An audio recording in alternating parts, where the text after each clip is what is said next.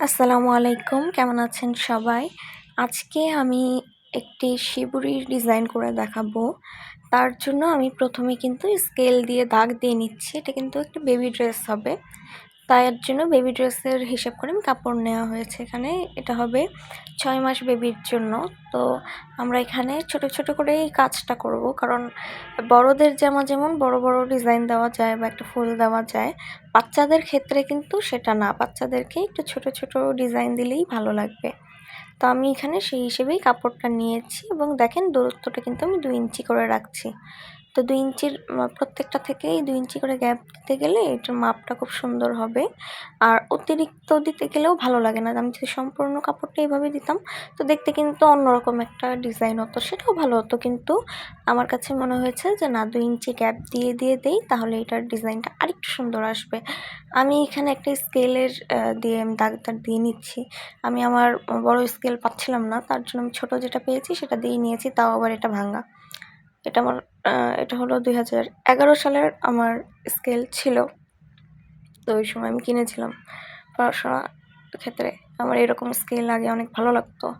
এটার সাথে বক্সও ছিল, বক্স এবং উপরের স্কেল। তো এটা আমি কিন্তু দাগ দিয়ে নিচ্ছি একদম সোজা করে। আমার সম্পূর্ণ কাপড়টা দাগ দেওয়ার পর আমি এটাকে কিন্তু সেলাই করে নেব। তা অনেক আপুরা বলেন যে আমি ভিডিওটা অনেক বেশি স্পিড দিয়ে ফেলি।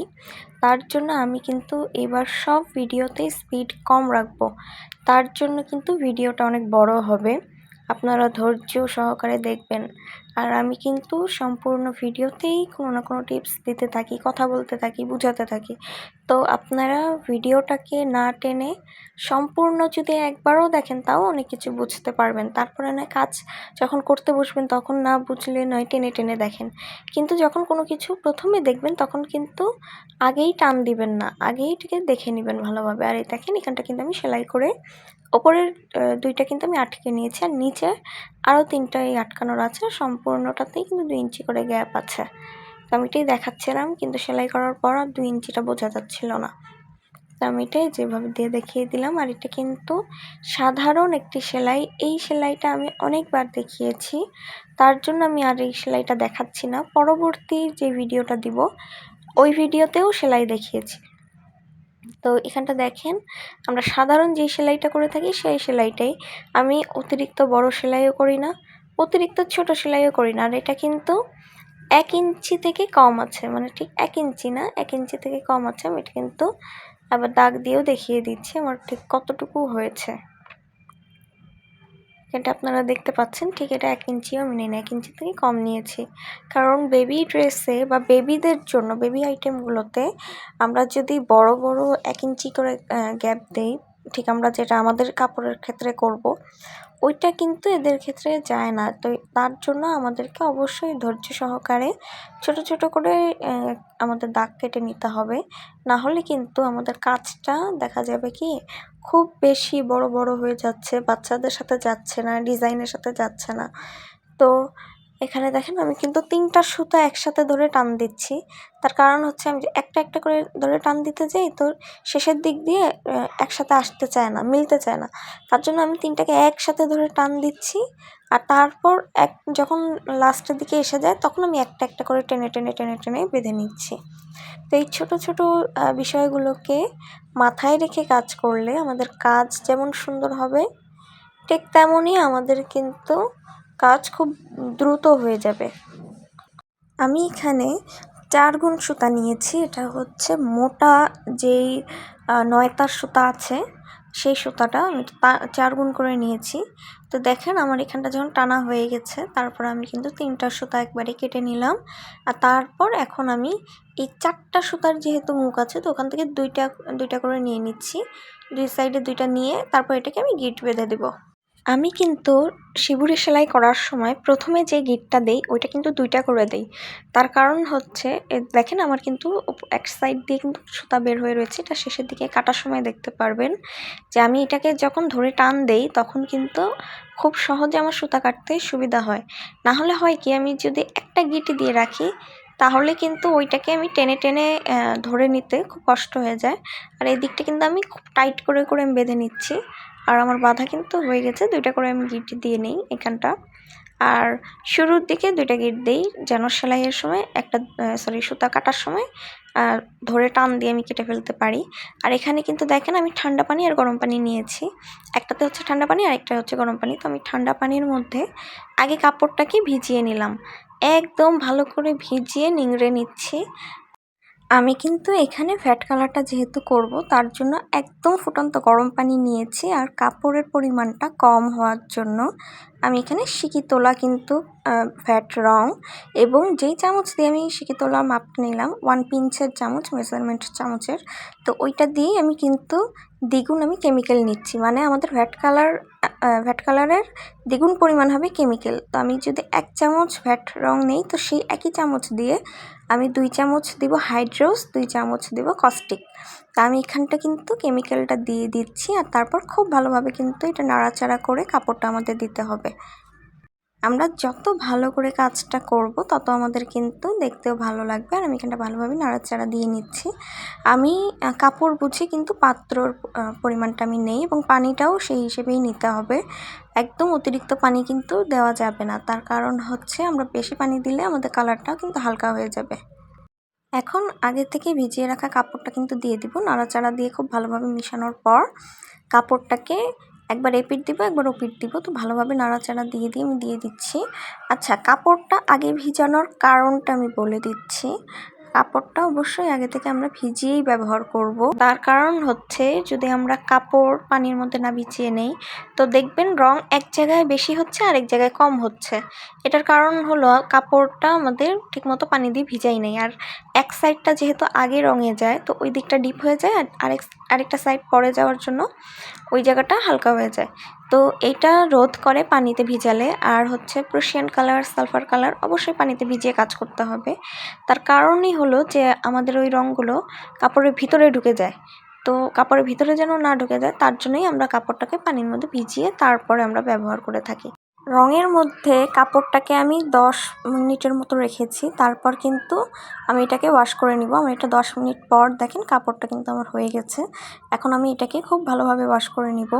তো নতুন যারা কাজ করে বুঝতে পারে না যে ভ্যাট কালারটা এরকম কেন কালার চেঞ্জ হচ্ছে, তো এটার কারণ হচ্ছে যে কেমিক্যালটার জন্য আমাদের কাপড়টা প্রথমে কিন্তু সঠিক কালার আসে না। যখন আমরা ওটাকে বাতাসে রাখবো তখন কিন্তু সঠিক কালারটা আসবে। আর আমি ভ্যাট কালারটা বা অন্য কোনো কালার এখন আর হাতে ধরি না, আগে আমি হাত দিয়েই কাজটা করতাম একদম ভালোভাবে। তো দেখা যায় কি হাতের অবস্থা খুবই খারাপ হয়ে যায়, খুবই খারাপ। আমরা যারা স্টুডেন্ট আছি আমাদের দেখা যায় যে ভার্সিটিতে চেক করা হয় বা এগুলো সমস্যা হয়ে যায়, আমার সমস্যা হয়েছিল। তার জন্য আমি এখন হাত দিয়ে ধরি না, যথাসম্ভব যেন আমার হাতে কেমিক্যালটা না লাগে। আর তাছাড়া হাত কিন্তু খুবই নষ্ট হয়ে যায়, খুব মানে কেমন জানি বুড়িয়ে যায়। তো এর জন্য সবার উচিত যে আমরা গ্লাভস ব্যবহার করবো, আর গ্লাভস ব্যবহার না করলে আমরা এই যে দূর থেকে যেন কাজটা করি এমনভাবে করি যেন আমাদের হাতের ছোঁয়াটা কম লাগে। আমি এখানটা কিন্তু খুব ভালোভাবে ওয়াশ করে নিচ্ছি, একদম যেন যতক্ষণ রঙটা উঠে ততক্ষণ আমি ওয়াশ করেছি। আর ভ্যাট কালার কিন্তু একদম পাকা রং। দেখেন আমি যে 2 সাইড যে গিট দেই না, এটার কারণ হচ্ছে আমি একটা গিট ধরে টান দিতে গেলে আরেকটা গিট পর্যন্ত আমি কাটতে কিন্তু আমার সুবিধা হয়। আমি এখানটা যদি বাড়তি সুতাও রাখি তারপরেও কিন্তু আমি সুতাটা হাত দিয়ে ধরতে পারবো না, যেহেতু এটা একদম ভিজা কাপড়। তো তার জন্যই আমি কিন্তু এখানটা ভালোভাবে এভাবে করে নিই। আর একে একে কিন্তু আমি সুতাটা কেটে নিব, আর এখানটা আমি পানি নিয়ে নিচ্ছি যেন সুতা কাটার পরপর আমি যেন সাথে সাথে ভিজিয়ে নিতে পারি। কারণ ভ্যাট কালার যেহেতু কেমিক্যালটা খুবই কড়া একটা কেমিক্যাল, তো এটার জন্য আমাদের কাপড়ে কিন্তু একটা দাগ হয়ে থাকতে পারে। কাপড়টা যদি পিছলা মনে হয়, কেমিক্যালের জন্য পিছলা হয়ে থাকে, কাপড়টা যদি পিছলা মনে হয় তা অবশ্যই এটাকে কিন্তু আমাদেরকে ওয়াশ করে নিতে হবে, ভালোভাবে ওয়াশ করে নিতে হবে। আমি যখন এই যে সুতাটা কাটবো তখন আপনারা দেখেন যে এটার কিন্তু একদম ভিতর দিয়ে একটু সবুজ হয়ে থাকে। যখন আমি পানির মধ্যে দিচ্ছি সবুজ ভাগটা কিন্তু চলে যাচ্ছে। তো লাস্টের কাপড়টা আমি কিন্তু দেখাবো, এই যে দেখেন ভেতরটা একটু সবুজ ভাব। তো এটা যেন না থাকে তার জন্যই আমরা কিন্তু সাথে এটাকে পানিতে ভিজিয়ে দিই। তো আমি এখানটা কিন্তু সুতাগুলোকে কেটে নিচ্ছি আর তার সাথে পানির মধ্যে দিয়ে দিচ্ছি। দেখেন পানিতে দেওয়ার সাথেই এটা কিন্তু চলে যাচ্ছে, একদম ভালোভাবে চলে যাচ্ছে।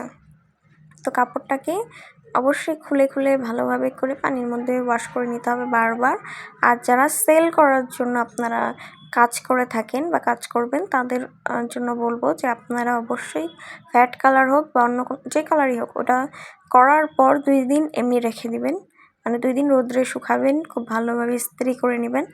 তারপর একটু ডিটারজেন্ট দিয়ে ওয়াশ করবেন, কারণ এগুলো কিন্তু কেমিক্যাল দিয়ে তৈরি।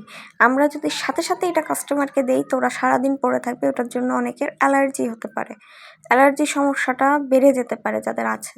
তো অবশ্যই আপনারা এটা আগে থেকে ওয়াশ করবেন, ওয়াশ করে তারপরে মার দিয়ে আপনারা ভালোভাবে ইস্ত্রি করে কুরিয়ার করে দেবেন। তো তখন আমাদের কাজটা কিন্তু ভালো হয়, কাস্টমার কাপড়টা পরেও আরাম পাবেন এবং তারা স্যাটিসফাইড থাকবেন। তো এগুলো হচ্ছে ছোট ছোট টিপস সেলের ক্ষেত্রে, এগুলো আমাদেরকে অবশ্যই মনে রেখে কাজ করতে হবে, কারণ আমাদের এখনকার দিনে অ্যালার্জি বা এই ধরনের জিনিসগুলো বেড়ে গেছে বা বেড়ে যাচ্ছে। তো এই জন্য আমাদেরকে অবশ্যই কেমিক্যাল প্রোডাক্ট ইউজ করার আগে সব কিছু দেখে শুনে ব্যবহার করতে হবে। এবং আমি মনে করি যারা নতুন কাপড় কিনে আনেন তাদেরকে একবার ওয়াশ করে নেওয়া উচিত। কাপড়টা ওয়াশ করে পরলে তখন আর নিজের কাছে একটু আরাম লাগবে এবং নিজেই আমরা বুঝতে পারবো যে হ্যাঁ আমরা যা পরছি, যে কাপড়টা আমরা ব্যবহার করছি এতে আমাদের কোনো ক্ষতি নেই। তো আমি এখানটা কিন্তু কেটে নিচ্ছি সুতাগুলো, আর সুতাগুলো কাটতেও একটু সময় লেগে যায়। তো আমার এই জায়গাটাও হয়ে গেছে, আমি এখন টান দিয়ে দিয়ে সব ছুটিয়ে নিব। আর লাস্টে কেমন হচ্ছে কাপড়টা আমি এটা কিন্তু দেখিয়ে দিচ্ছি যে আমার লাস্টের কাপড় কেমন হবে। এখন দেখেন ওপরের লাইনটা দেখেন, ওখানে কিন্তু সবুজ সবুজ নাই, নিচের যেই লাইনগুলো খুললাম ওটাতে সবুজ সবুজ আছে। এই যে দেখেন আমি ভালো করে বারবার আমি এটাকে ওপর নিচ করে নিচ্ছি, ভালোভাবে ধুয়ে নিচ্ছি। আর দেখেন কাপড়টাও কিন্তু সরি পানিটাও কিন্তু একটু কালো কালো, একটু নীল নীল সবুজ সবুজ একটা ভাব এসে গেছে। তো এটা যখন আমি পানিটাকে ফেলে দিব আরেকবার ওয়াশ করতে পারেন, তো ভালোভাবে ওয়াশ করে নিলেই ভালো। তো আমার কাজটা কিন্তু হয়ে গেছে। তো আজকের কাজ কেমন লাগলো অবশ্যই জানাবেন।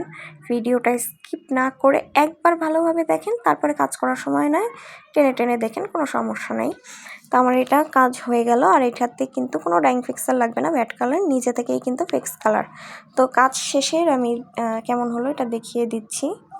এটা হচ্ছে ভিজা অবস্থায়, তো শুকানোর পরের কাজটা দেখাচ্ছি। শুকানোর পর কিন্তু এটা আরেকটু হালকা হয়ে যাবে, কারণ এটা কিন্তু সিলভার কালার। আর সিলভার কালারটা এই যে শুকানোর পরের অবস্থা, কিছু জায়গায় কালো, কিছু জায়গায় একটু সিলভার সিলভার হয়েছে, যেহেতু বাচ্চার ড্রেস আমি এমনই চেয়েছিলাম।